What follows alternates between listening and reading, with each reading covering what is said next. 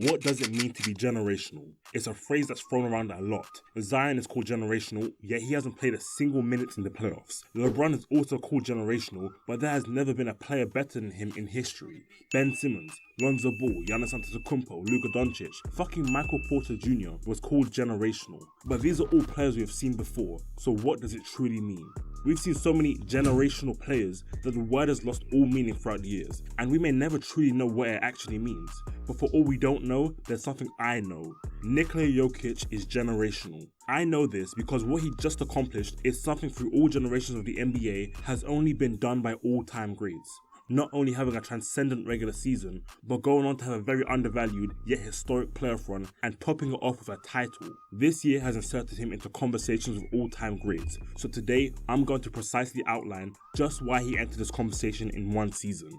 A holistic look at the entire season should stand out already. In 69 games, he averaged 25, 12 and 9.8, being only 2 assists away from a triple-double. Now we could stop right here as this should already be generational enough. Seeing a center of this level of playmaking and passing is entirely unheard of. The only center relatively close to him is Wilt Chamberlain with 8.6, but he doesn't exist, meaning Nikola Jokic should have 6 out of the 9 highest assist averages as a center ever, with this season being the highest. He has passing ability better than most guards, not only being able to rack up a high volume of assists, as he only had 10 games under 7 assists for the entire season, but the quality of his passing was phenomenal. Playing next to tough shot maker Jamal Murray, uber athletic lob threat Aaron Gordon, and other quality pieces could make it easier to rack up assists. After all, you could just throw it to them and they could get it in somehow.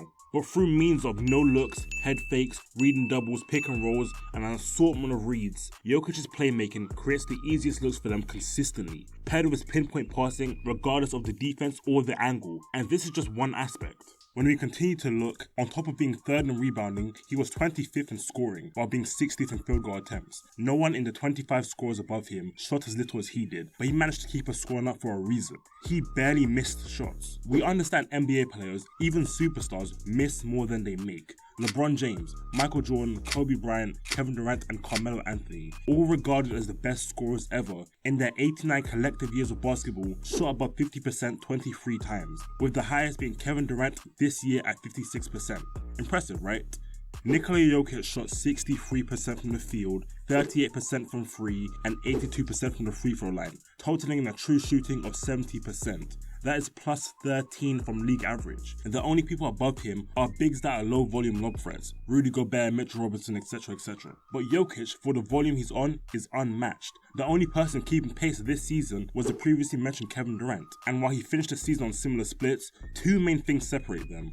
1. The perception of KD is as an all-time scorer, while Jokic simply isn't, despite only averaging 5 less points on 3 less shots and 1 less free throw. But 2. Kevin Durant had a much smaller sample size, only playing 47 games to Nikola's 69. For those who don't understand the relevance, because Jokic played more games, he had more opportunity to fail, but he simply didn't. In fact, without Jokic, the Nuggets averaged 104 points per game, which dropped them to dead last, a far cry from the 115.8, which is 12th in the league.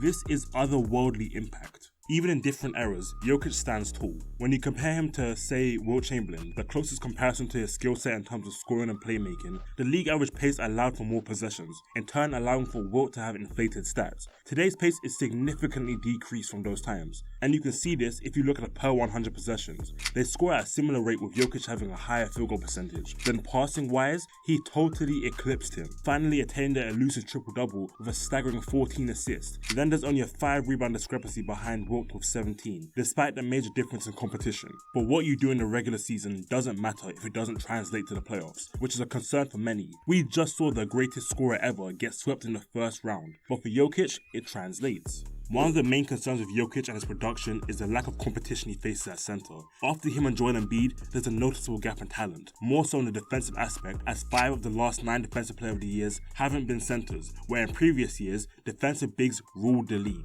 Pat Ewing, Tim Duncan, Dwight Howard, Ben Wallace, etc. Jokic hasn't gone against competition like them, but to say he didn't face any defensive competition is crazy. In the first series, Jokic matched up against 3-time Defensive Player of the Year Rudy Gobert, who many consider to be a universally great defender. In their 2 matchups in the regular season, Jokic averaged 22, 13 and 9.5 rebounds on 65% true shooting. But in a series where a coach can key in on more individuals and scheme specifically for them can make it harder. but this didn't seem to affect Jokic. In this series, he'd take the matchup head on and increase his volume by 5 attempts. Paired with him only averaging 27, it means his efficiency did drop. He started shooting 50% from the field, but he also picked it up from 3, shooting 50% on 4 attempts. This is indicative of the nature of Jokic's play. If him dropping against an all-time defender is him averaging 26, 9 and 12 on 57% true shooting, the league average, then it shows how far ahead of everyone he already was. The same went for the Lakers series. When Anthony Davis, who was having an all-time defensive season, there were people comparing him to Tim Duncan defensively. Jokic would average 28, 15 and 12 on 51% from the field and 47% from 3. And the same thing happened against the Heat, where he averaged 28, 14 and 7 on 58, 42, 84 splits. These great defenders haven't slowed Jokic down to a point where his translation should be questioned. The last center to lead his team to a championship was Shaq in 02, and this was Shaq in his prime. Players consider him to be the best center of all time, but let's compare him to Jokic. In the regular season, Shaq averaged 27, 11 and 3 with 2 blocks on 59% true shooting. That's plus 7 for that year. Already we can see the gap in scoring because on 3 more attempts, he only averaged 2 more points than Jokic. And that's not even mentioning how Jokic scored compared to Shaq, because if we compare the dominant post game of Shaq, it's challenged by Jokic, as on similar shooting from within 3 feet, Jokic had a high variety of moves and counters to use on defenders. And that's not even valuing his playmaking out the post. On top of that, the almighty playoff production we all focus on, Shaq increased to 29 and 13 in the playoffs, on plus 5 true shooting.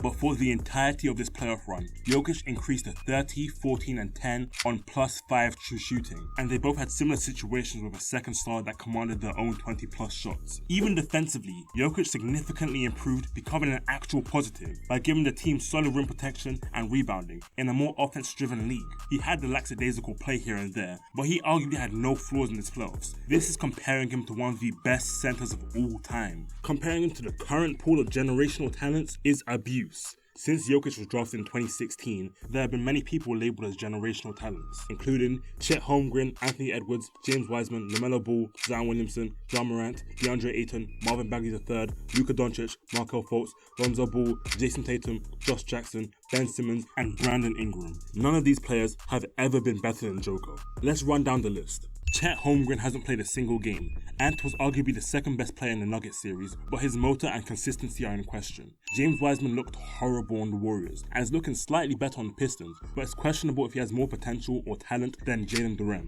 LaMelo Ball lived up to his hype winning Rookie of the Year, but has the bone structure of a Mortal Kombat character. Zion Williamson is one of the best players in the league for the 3 games he's healthy, but he loves food and P-stars more than basketball.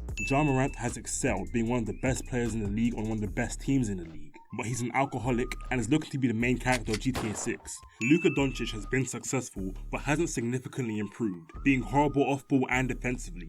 Even on ball, season to season he's inconsistent. DeAndre Ayton went to the finals, but has lost his already questionable motor while playing for the Suns. Even when he was good, was he a top 5 center? Maybe not. I forgot Marvin Bagley was in the league. I'm high on Markelle Fultz, but with his injury, he hasn't lived up to his potential at all. Still, he's one of the better guards in the league. Lonzo Ball went from one of the most hated players in the league to a pity story, as he might not only never play in the league again, but he might never play basketball again. Jason Tatum is one of the better players in the league and is on a good trajectory, being on a serious contender, but he's shaky and inconsistent, especially in the playoffs. Also, he's never been better than Joker. Where is Josh Jackson now actually? Brandon Ingram is cool, but he never lived up to his potential, and it's questionable if he's top 40, but 40 out of 400 players is cool, I guess. And we all know Ben Simmons, one of the biggest disappointments ever. When we say generational, the word may be thrown around too liberally. Wemby seems generational, Josh Jackson didn't. Generational should put you in a class of all-time greats, and a lot of these prospects I listed didn't have that type of talent. In fact, the only ones I think that were Chet, Zion, Ja, Luka, Lonzo, and Tatum now. But in 2017, I wouldn't have said so. Only 2 of them are living up to their generational peers. While I understand you couldn't predict the 41st pick would be an all-time great, now we are currently seeing a generational talent take effect. We need to acknowledge it and start these conversations among the all-time greats. Literally every round, people doubted the Nuggets. Cat, Gobert, and Ant were meant to step up. The Suns were meant to outscore them. The Lakers were meant to shut them down. The Heat were meant to outgrind them. But Jokic led them to a championship, being the best player every series. He did it contrary to my predictions. But if you want to see who I chose to win, click this video here. If you like the video, like the video. If you don't, don't. Subscribe if you want, and I'm done. Okay, bye.